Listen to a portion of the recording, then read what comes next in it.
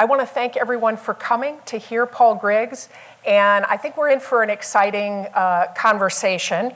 Before we begin, I do want to thank Kirsten Barnett, the Executive Director of the New York Jobs CEO Council. She's been a wonderful partner to us at Brooklyn College, extremely interested in supporting students and in having major institutions hire at CUNY and in particular at Brooklyn College. So thank you for that, Kirsten. There you are.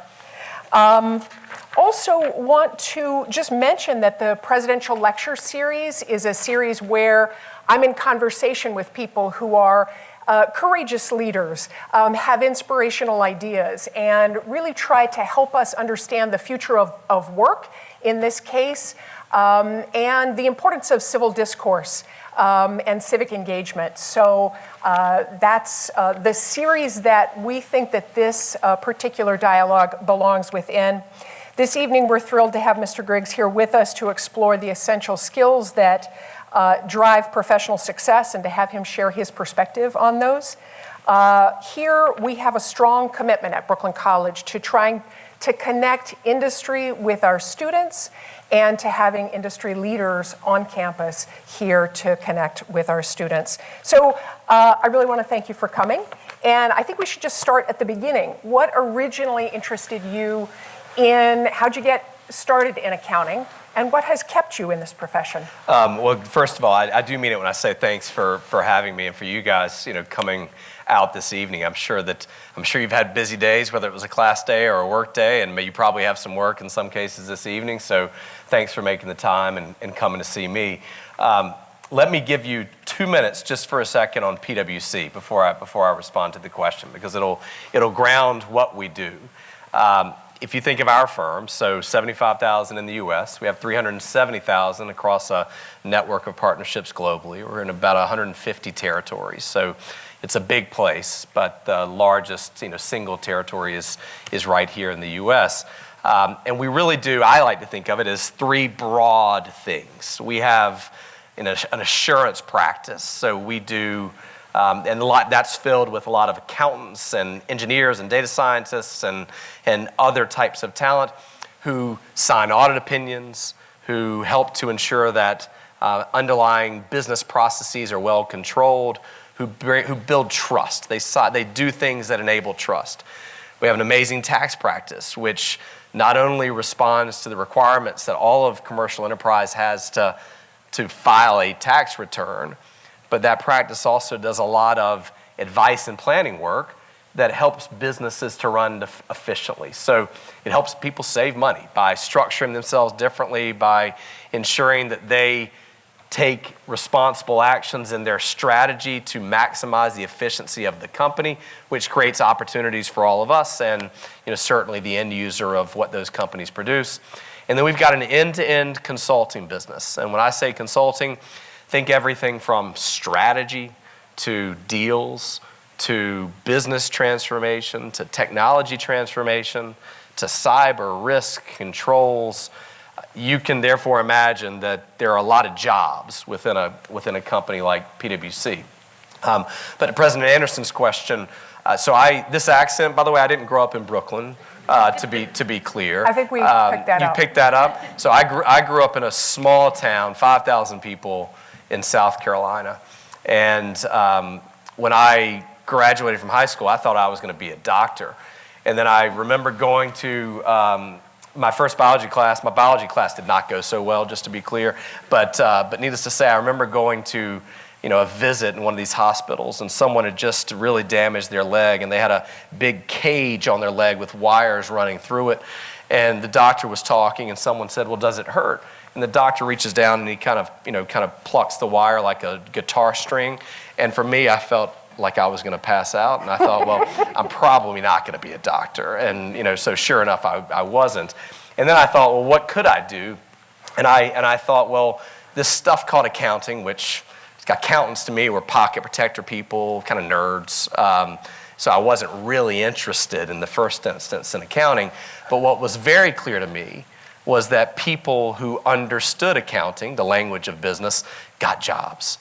And I did think, well, I am here to get a job. And so I'll study accounting, I'll get a job, and then I'll figure out what I'm going to do after that.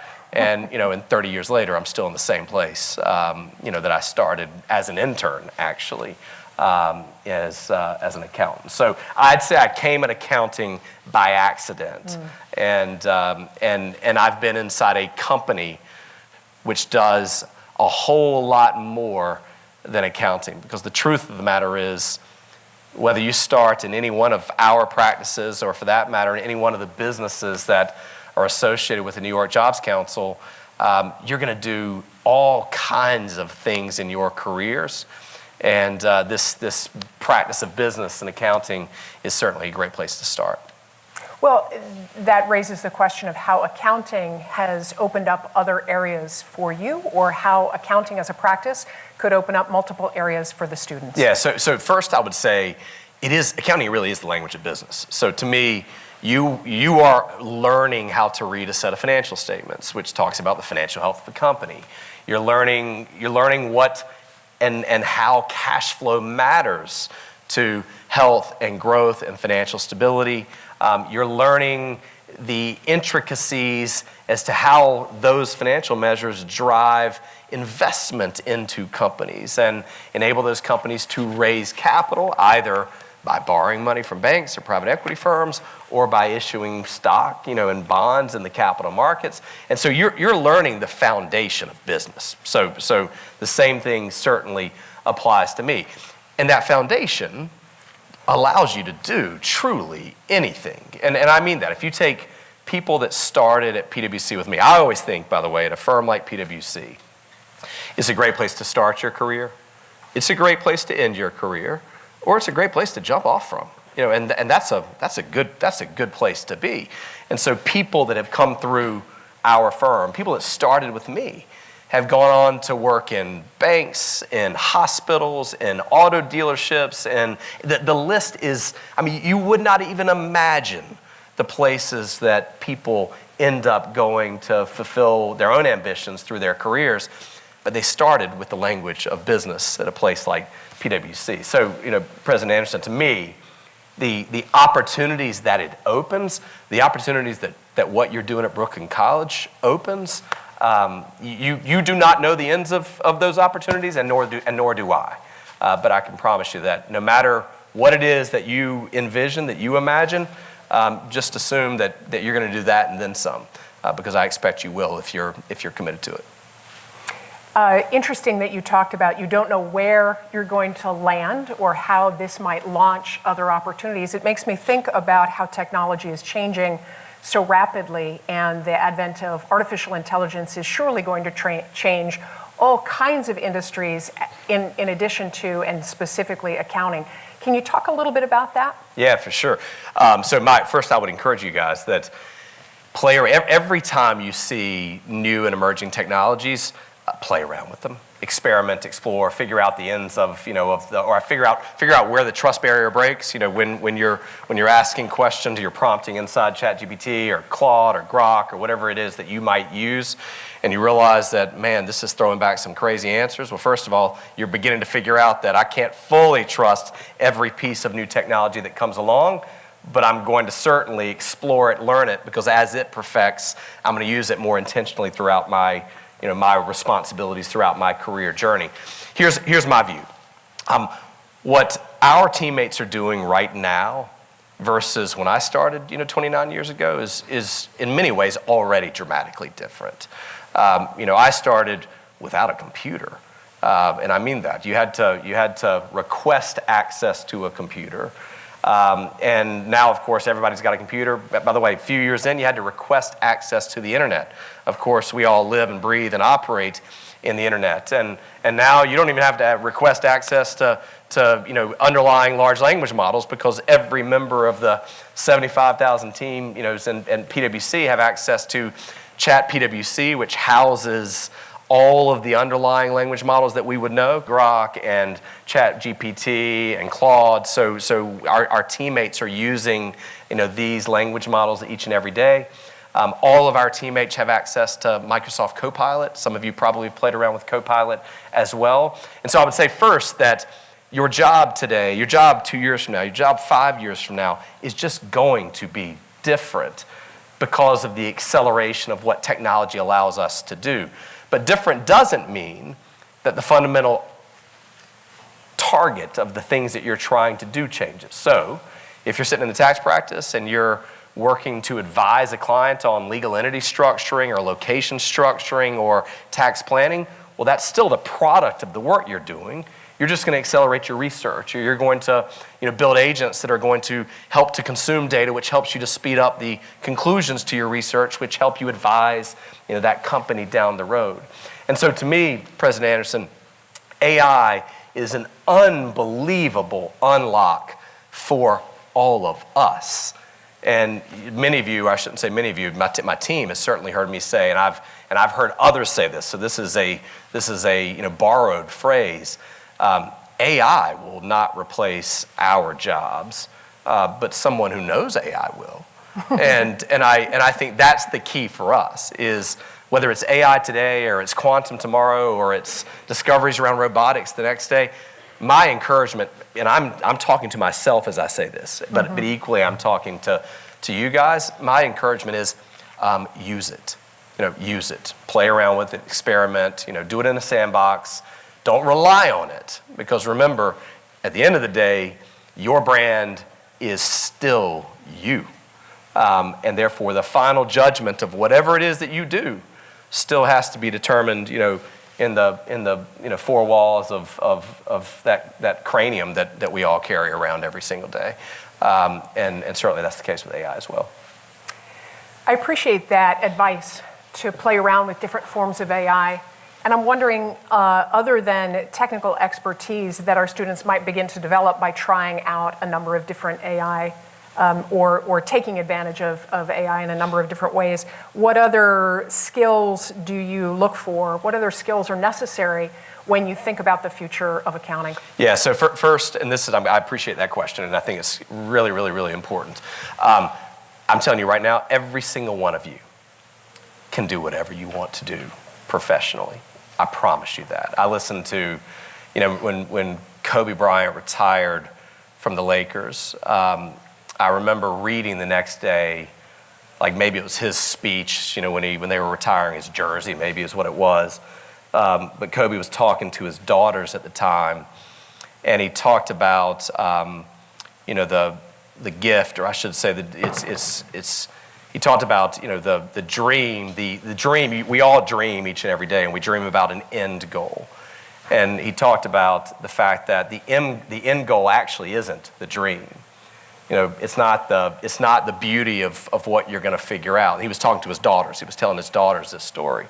And he said, it's the journey that's the dream. It's the journey that's the goal. It's the getting up and working hard when you don't want to get up and work hard. It's practicing when you don't want to practice. By the way, we practice in our profession the same way that our professional athletes practice. You guys are practicing right now as you get yourself ready for your next test, or for the next pop quiz, or for the conversation in the classroom. And Kobe talked about, you do all these things, you sweat it, you do it at nighttime, you get up early, you work the next day. You don't want to do it because it's hard. But what you don't realize is that all of that doing it is enabling you to be even better than that thing that you imagined that you were going to accomplish. You're going to achieve far beyond that. And I will tell you right now, you will do that if you set your mind to it. So dream this far and then raise it, 3 or 4 or 5 or 10 steps, because I promise you that grit goes a long way. Attitude goes a long way. A willingness to just say yes, even when you don't think you're ready for it. If somebody asked you to do it, they believe you're ready for it. Doesn't mean you know what you're doing.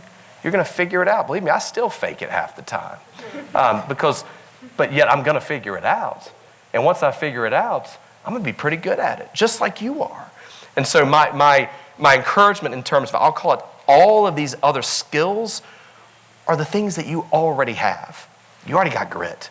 You already have an ability to have real conversations with real people. You already have the ability to show your emotion when you're angry, when you're happy, when you're sad, and don't be afraid to show those emotions. You all have the ability to work hard and figure something out. You wouldn't be at Brooklyn College if you didn't. And so my encouragement would be, don't ever forget that you are the most powerful thing that you have. And that's just you. That's just you. And you already have it. So invest in it. Expose it to others. Share it. Show really, truly who you are. Don't be afraid to roll up those sleeves. Don't be afraid to put that sweat equity into things, because that really, really matters. And believe me, you couple that then with AI skills and business skills that you're learning in your accounting curriculum and your general curriculum that I expect many of you are taking. You put all that together and watch out. Watch out. You're going to be pretty happy about what you do. What sorts of advice would you give to students who might be intimidated by the prospect of applying to such an enormous corporation? So first, remember, you're talking to a boy who grew up in a small town of 5,000 people. So remember, first and foremost, what I would encourage you to do is it's the moment you don't think you belong somewhere, go do the homework. Go stand outside that building for a few hours and watch who walks in the door. And I promise you, it won't take too long in New York to find somebody who looks like you, who acts like you, who thinks like you. And you're going to say, if they are there, then maybe I am also there. Okay, so first I'd say, as soon as you don't feel like you belong, I'm telling you, you're wrong. But you don't have to believe me. I want you to go and stand outside on the street corner for just half an hour in the middle of the day or in the morning or in the evening when people are getting out of there and getting home for the day. So first know that you've got to go and see. So I encourage you to go and see, number one. Number two, I'd encourage you to have a little bit of trust in yourself. Meaning, again, you haven't gotten here because you're not good. In fact, you're great. And the great part of you is just what we talked about. It's your grit, it's your hard work, it's your attitude, it's your effort, it's the energy that you put into all of the things that you do. And those same things apply whether you're talking about a company of 5 people or 75,000 people or 250,000 people. And we've got all of the above inside the Jobs Council, and you belong in every one of those companies. So my perspective would be explore, do your homework, take a chance. Don't close doors on anything. One of the things that drives me crazy, I have 3 kids, 23, 20, and 18. And one of the things that does drive me crazy is when one of my kids says, "Oh, I can't do that." And I think, well, what do you mean you can't do that? Now remember, I'm an optimist through and through and through. I never think I'm the smartest person in the room, but I definitely think that I'm going to figure it out. And I want that for you guys too, because believe me, none of us are ever the smartest person in the room. But my attitude is always, we don't have to be the smartest. If we're committed, if we roll up our sleeves and figure it out, maybe we work a little bit harder. But once we figure it out, we're back to parity. And my attitude is, once I figure it out, you're in trouble because I'm going to get you. And I think the same thing applies to students at Brooklyn College, because that's how you've come up. And that's certainly the experience that I expect you're having as you balance work and home and life, all through New York City. I'm going to go a little bit off the questions here because anything applies, by the way. President Anderson knows I am always wide open, so anything applies. All right, applies. Here we go. Anything applies. Hit me. So I think students don't necessarily, I didn't understand when I was that age, when I was in college, that people who are incredibly successful, like yourself, have a trajectory that is not necessarily a straight one, and that involves failures all over the place. And that's not a bad thing. That's a human thing. And that the only way you become successful is to have failures and to learn from them. And I wonder if that's certainly been my experience. It applies to me too. Yeah. I can share some. Go for it. So I'll give you, first of all, you have to do this, because I gave a speech maybe in the 10th grade.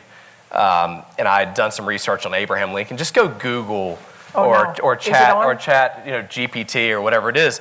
Google Abraham Lincoln's failures and prompt the old, just give me a table of his failures. And what you'll realize is that this guy lost like 50 times, everything. And, of course, he was the president of the United States at one point in time. But it speaks to me, a very important one. If you take my example, first, imperfect at the very best, I'm imperfect, and I mean far from perfect. And so I'd say through the early days of my career, the examples of failure in my mind were that look of disappointment and that comment from a boss, and we all have loads of bosses through our careers, of someone that basically said, you can do better. And by the way, I'm a pleaser too. So Paul likes to feel like he's doing a good job. And so someone looking at me saying, you could do better. That hurts me. Okay, first that hurts me. So I'd say the early failures were, and I got loads of you can do better. Why? Because Paul runs his mouth. And so you can imagine someone that runs his mouth gets corrected quite a bit. But understand that was it in the first instance. But I'd say as I progressed through my career, and I'd argue that as I progressed through my career, it was all the things we talked about. It was attitude, it was effort, it was grit, it was working on things to figure it out when no one was looking, not because they asked me to, but just because I was curious and I know I didn't know it and I needed to know it to do my job well. And I also am hyper competitive. That's good and bad, by the way. That's good and bad. But I'll give you more as I progressed through my career. I had my sights on being the lead partner on a big client, okay? On a big client. And the way this works in our model is we have coverage partners. As you're progressing through your career, you make partner, you're covering a big account. Okay, so I was convinced that I'd grown up in this account, and I was convinced that I had to be the coverage partner. And I got down into a little recruiting process where the client was going to consider who they selected. And I got down to the final two, and I was not selected. Okay? And I was devastated. Because back to Kobe's example, that was my mission. I was going to be that person. And I got beat by a friend, by the way. I mean, she stomped me clearly because they selected her. And I remember being so disappointed at the moment. 5 years later, guess what? It's time to rotate clients again. I'm like, man, I can get it on the return. I get down to the final two again, and guess what? They don't pick me again. In my mind, I'm like, so this thing that I had envisioned, did not come true for me twice. Okay, twice. Now, I was advised by a mentor many years ago that at some point chemistry matters. And just because someone doesn't select me doesn't mean that I'm not qualified. It just means that I'm not the right person at this time for that particular job. And I knew that. And I knew that. As hard as it was, I knew that. And guess what? Then the firm asks me to be the CEO of the company. And so it worked out. It worked out pretty well. So anyway, I'm a student of rejection. And as you guys know from your own families, I've been married for 26. I was married in 99. So how many years is it? 26 years this year? My anniversary is November 6th. And when you have three kids that are, the ages of, 23, 20, and 18, I get corrected all of the time. So you can add those failures to the list as well. But understand that you will have things that you will define as individual failures. But frankly, I would argue that they will actually be the brightest experiences of your own journey because they make you kind of double down and figure out what you're going to do next, and you'll figure it out. It's so helpful, I think, for all of us to hear, because everyone faces disappointment all the time, and it doesn't mean that your dreams aren't possible. It doesn't mean that a good thing isn't just around the corner. Agree. Got a question from our student. I want a student question. Junior William Naranjo asks, what role has mentorship, both giving and receiving, played in your career, and how can students effectively seek out and build these relationships? Impossible to quantify just how important it is. Yeah. But let me give you a couple of examples. Some of your biggest mentors are the people you actually already know. They're the college professor who gave you a little bit of encouragement. And my dad died years ago in 2001, but he and my mom's still living, she's 84, but they were both mentors. I remember my father telling me through high school, you grow up in the small town of South Carolina, you get yourself into some trouble, which is just what you do. I'm sure the same way you get yourself in some trouble in New York City. But believe me, I remember my dad saying to me, Paul, you need to think about your friends because your friends matter. So choose your friends wisely. My dad was a mentor. My mom was a mentor because I remember my mom told me, as a youngster, she said, Paul, if you come home and you've hit back, you're gonna have a problem with me. So my mom's attitude was, if I got in a fight at school and I swung at the other person, it was going to be a bad day for me. That I lived that in a number of examples where the assistant principal of my school told me at one point, Paul, I wouldn't put you in detention, but I called your mom, and your mom said you got to do it for 3 weeks. So my mom was a mentor. And then the mentors through my professional career are the same. The people that I've been attracted to are those who I find super smart, but super human.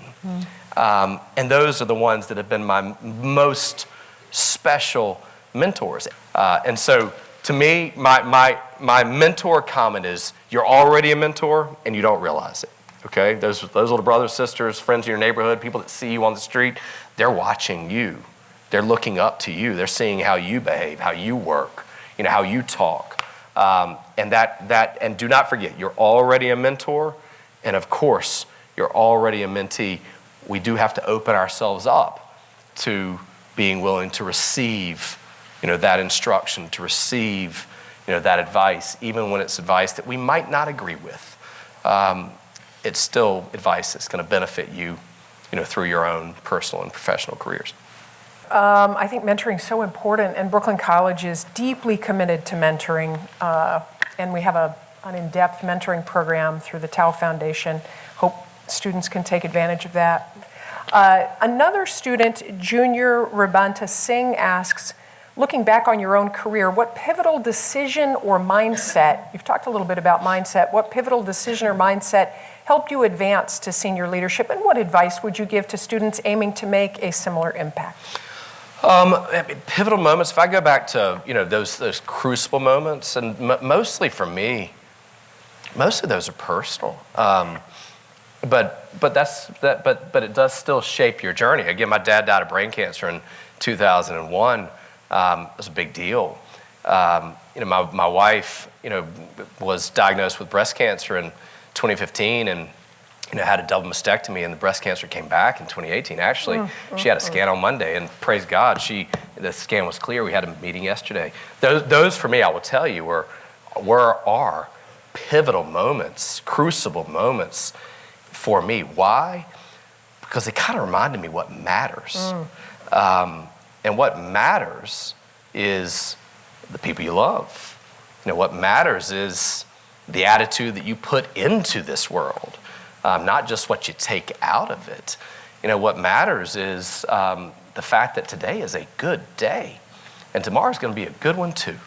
And your responsibility, our responsibility, is to allow that to reflect off of your face. And so I will tell you personally, those are crucible moments for me. To me, without those things, I wouldn't be where I am today, because I'd probably be, a little more into myself than those moments have allowed me to step back and remember what's important, and it's not me. It's not me. So I'd say that in the first instance. The other pivotal moments were that comment I made earlier around saying yes. I mean that. I believe in you. All right, I'm telling you right now, I believe in you. And the people who know you best believe in you. So when someone says, hey, I need you to do this, don't say, I don't want to. Don't say it's too hard. Don't say not today. Just say yes. And then go do it. And what I would say for me, and I remember one of these mentors who corrected me many times, I remember him calling me on a Friday afternoon. This was a profession. I've probably been at PwC for maybe 5 years at this moment in time. He called me on a Friday afternoon. I'm tired. I'm ready to go home. And he says, hey, I need your help. And I said, okay. Lay it out. And he gives it to me. And I'm writing it down. This is a phone call. And before he gets off the phone, he says, hey, Paul, I got a question for you. I said, yep. He said, why is it every time I call you, you say yes? No matter what it is I ask you to do, you say yes. He said, it's one of a couple of things. He says, either you don't have anything to do. He says, or, and he never answered or, and he says, I know what it is.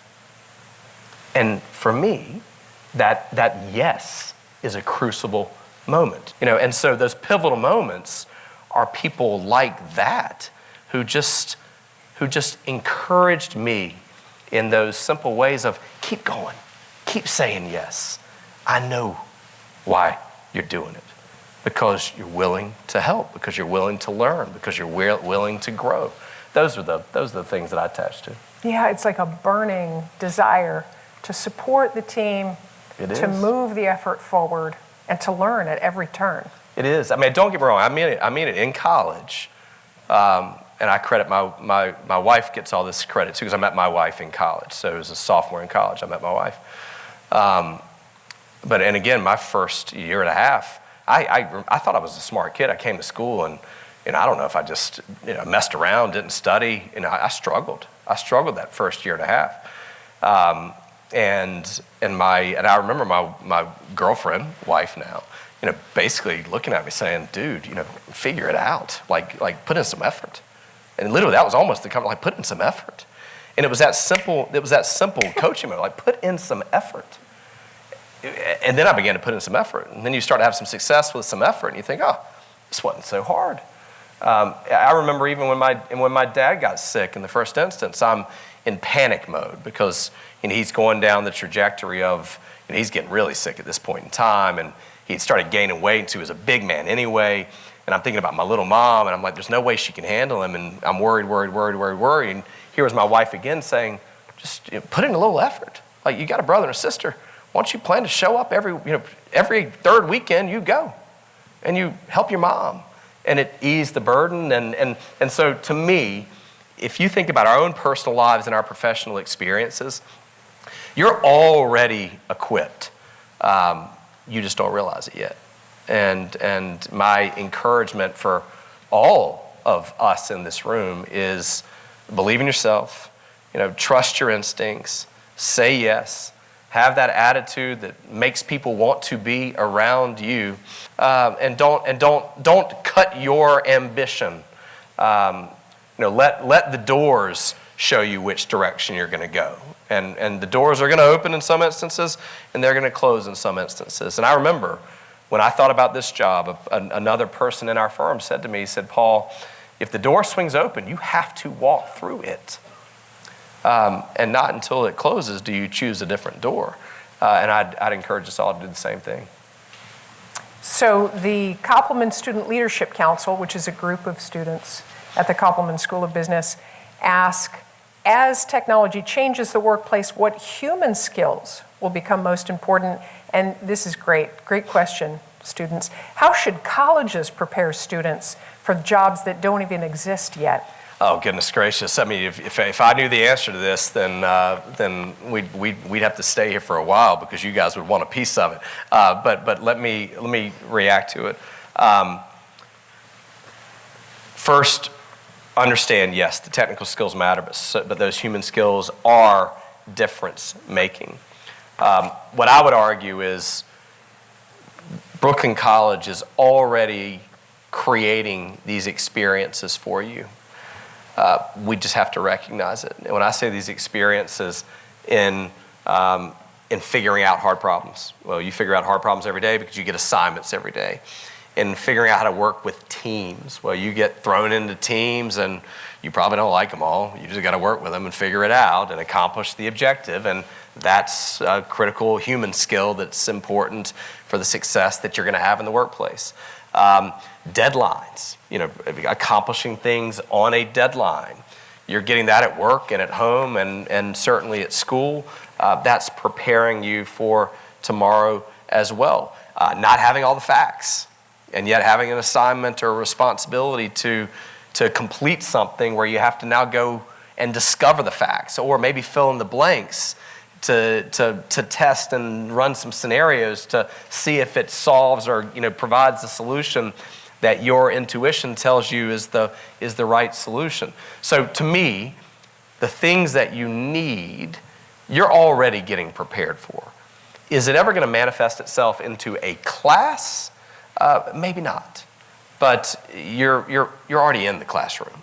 We just don't always look around and realize that that's exactly where we are. So trust in the first instance that what Brooklyn College is already doing for you is preparing you for what you need to know. Will you get out at PwC or one of those other companies that I mentioned and feel like, man, they didn't teach me any of that? Yeah. You will. But that's because you just don't know the business yet. That's what the business is going to teach you. And that's okay. But what you're going to have is that foundation of hard work, of teamwork, of AI exploration, of figuring out and playing with the Microsoft tools. You're going to already have that foundation through the work that you're doing, and you're born with that grit that's going to allow you to accomplish that and then some. So you're ready. You're ready. I want to give you a little opportunity to talk a bit about PwC and what distinguishes it. Well, so I love this place. So you remember, I started here as an intern in 1996, and I'm still here. And I started my career in Charlotte, North Carolina. I was then in London, England for a number of years. And in 2018, we moved to New York City, so I've been here since 2018. What to me distinguishes PwC is we believe, yes, in the power of human and business skills operating together in technology, but those human skills truly are a differentiator inside our firm.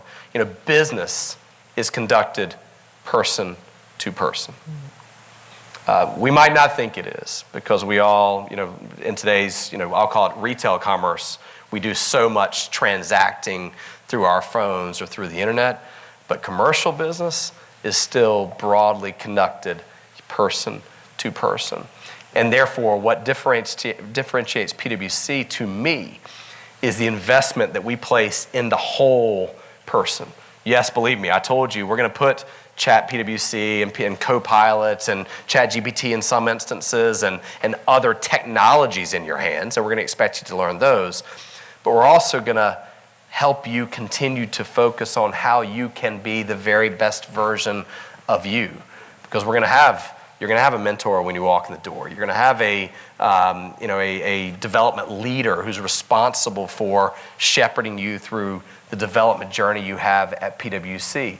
And you'll have many of those through your careers because we never want you to get too comfortable with one person because we want people both nurturing you and we want people challenging you. We don't always want them rubbing your back and telling you everything's going to be okay. Sometimes we want them saying, no, you can do better, Paul. Go do better. Go do more. Say yes. So to me, what differentiates is, one, the focus on the whole self, the human, and bringing your full self to work, one. Two, the beauty of a firm like PwC is that in the U.S. we have 17,000 clients.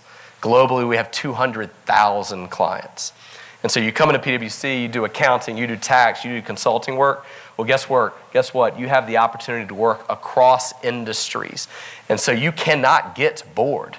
You are pivoting across industries and with companies that you know. And the beauty of professional services is that you start your career kind of as middle management. You actually don't really start at the bottom because your clients are management. Your clients are here. What does that do? It makes you pretty uncomfortable in the first instance because you've got to learn that business pretty quickly, because otherwise you're going to feel personally exposed. I told you, Paul fakes it too sometimes, and you will, but you fake it and then you make it, because you're going to figure it out and do the homework. And if you don't, you won't be here that long, because it won't be the right career for you. But believe me, that will then ready you for the next journey or the next step in your journey as well. So to me, you cannot start at a better place in your professional journey than a place like PwC. And yet I meant what I said earlier. At the same time, you could be like me and 30 years later, be the senior partner of our firm and retire here one day, or 2 years later, you can go work somewhere else. And that's good too. That's good too. And so know that, and I think this is important too, is know that there is no spot in the journey that is so final, so complete, that you're at the end of the journey. You're just at the next step. A mentor, client, years ago said to me, he had left what we had done. He'd worked at another firm, not PwC, and he had left and gone to work at this particular client. And he said, Paul, I'll tell you, stay at PwC as long as you can until one of three things happens. Okay, and I've lived by this ever since this moment. Okay, ever since this moment. So he's a mentor.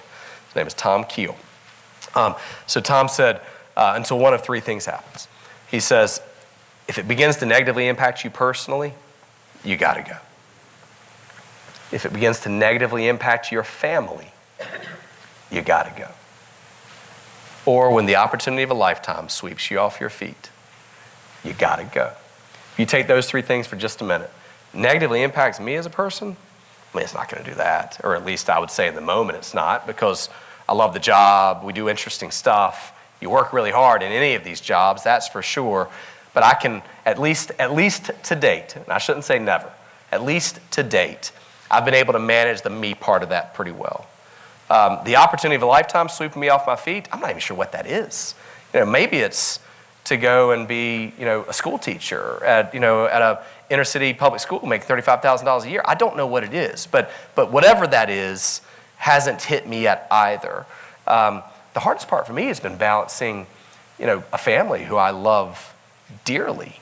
And I want to be a part of every aspect of their life. And so what Hope and I have done for 26 years of marriage is look at each of our own jobs every year and basically said, are we balanced today? And believe me, there are years where we are not balanced. And so we correct it. And if we can't correct it, well then we got to change jobs. And that just hasn't happened either for me. So we've been able to adjust appropriately so. But I hope that, the 100 of you or whatever the number is in this room, I hope every one of you wants to come and work at PwC.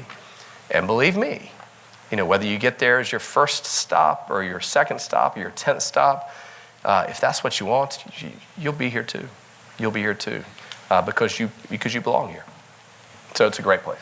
So why don't we circle back to where we started, which is with Kirsten's presentation on the New York Jobs CEO Council. It's such an important group of leaders across business, and they're really working to try to bridge the gap between CUNY colleges and these various industries. And there's a real commitment among these leaders, yourself among them, to hire out of CUNY, to hire at places like Brooklyn College.